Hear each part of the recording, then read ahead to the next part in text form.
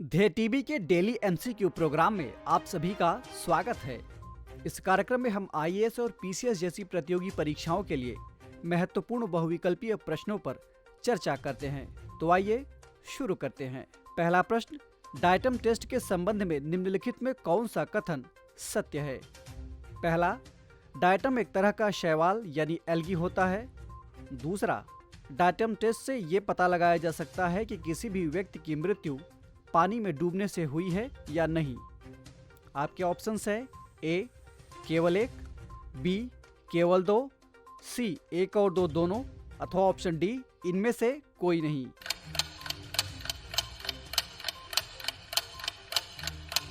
इस प्रश्न का सही जवाब है ऑप्शन सी, यानी दोनों कथन सत्य हैं। इसकी व्याख्या देख लेते हैं। हाल ही में एंटीलिया केस में एनआईए ने अपनी चार्जशीट दाखिल की। इस घटना में रिलायंस चेयरमैन मुकेश अंबानी के घर एंटीलिया के पास एक कार में विस्फोटक छोड़ा गया था। साथ ही एक पत्र के जरिए धमकी दी गई थी। इसी मामले में डायटम टेस्ट चर्चा में आया था। दरअसल डायटम एक तरह का शैवाल यानी एल्गी होता है। इस पर सिलिका की एक परत होती है और ये परत अम्ल से प्रभावित नहीं होती है, यानी इस पर एसिड का कोई असर नहीं होता है। साथ ही ये परत हर प्रकार के पानी में आसानी से घुल जाती है।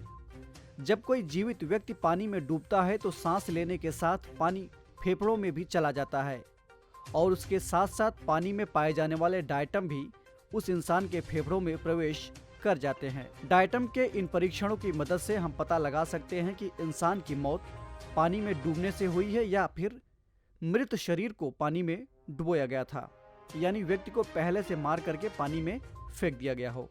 बढ़ते हैं दूसरे प्रश्न की ओर। बिम्स्टेक के कृषि विशेषज्ञों की बैठक कहां आयोजित की गई है? आपके ऑप्शन है ए ढाका, बी काठमांडू, सी नई दिल्ली, अथवा option D Thimphu.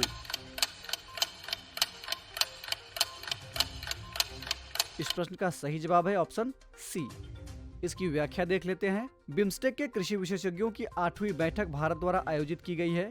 Indian council of agricultural research के महानिदेशक ने इसकी अध्यक्षता की थी। इस बैठक में यूएन फूड सिस्टम समिट 2021 के निष्कर्षों की भी बात की गई थी। बिम्स्टेक का पूरा नाम bay of Bengal initiative for multi sectoral technical and economic cooperation है।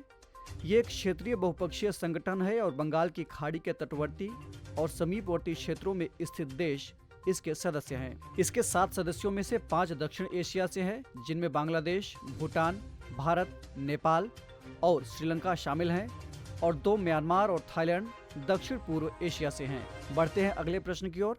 हाल ही में किस संगठन ने भारतीय दूतावासों में भौगोलिक संकेतक यानी जीआई का दर्जा प्राप्त कलाओं के लिए आत्मनिर्भर भारत कॉर्नर्स गठित करने का फैसला किया है? आपके ऑप्शंस है ए नाबार्ड, बी ट्राइफेड, सी सेबी, अथवा ऑप्शन डी एपिडा।